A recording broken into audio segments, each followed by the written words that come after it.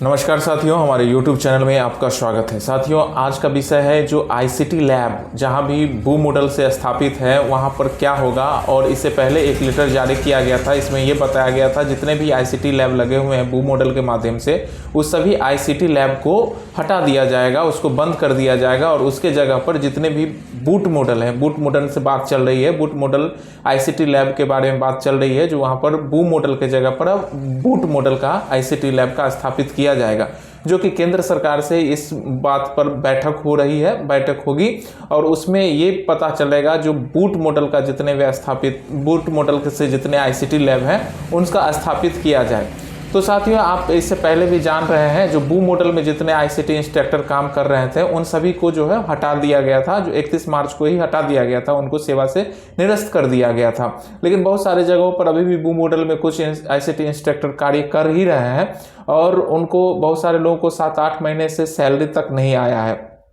तो मैं आपको बता दूं, 31 मार्च से पहले जो एक बार पेमेंट जारी किया गया था उसमें बहुत सारे ICT इंस्ट्रक्टर को 7-8 महीने का रुपया जो है एक मुश्त दे दिया गया था।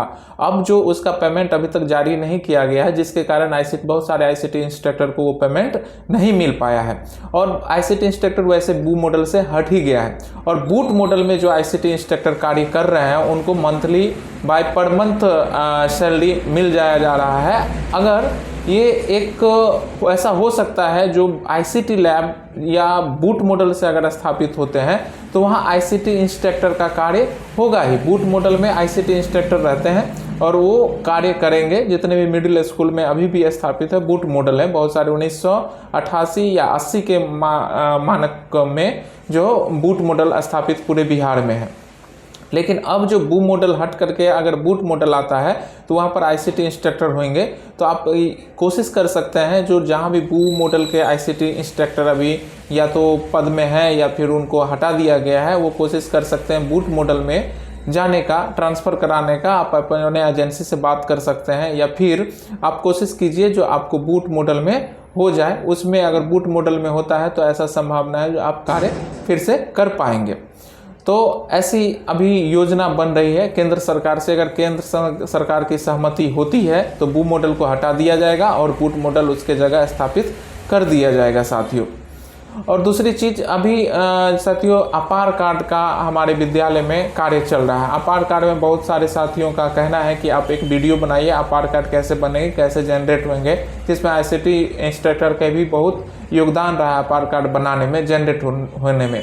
अपार कार्ड एक यूनिक ID होगा, जैसे आधार कार्ड एक सभी पहचान होता है आम नागरिकों को, उस तरह से स्कूल में स्टूडेंट का एक पहचान के रूप में अपार कार्ड ID का निर्माण किया गया है सरकार के तरफ से, जिसमें इससे ये सुविधा होगी जो यदि बच्चे दोहरी नामांकन करा रहे हैं तो वो नहीं करा पाएंगे।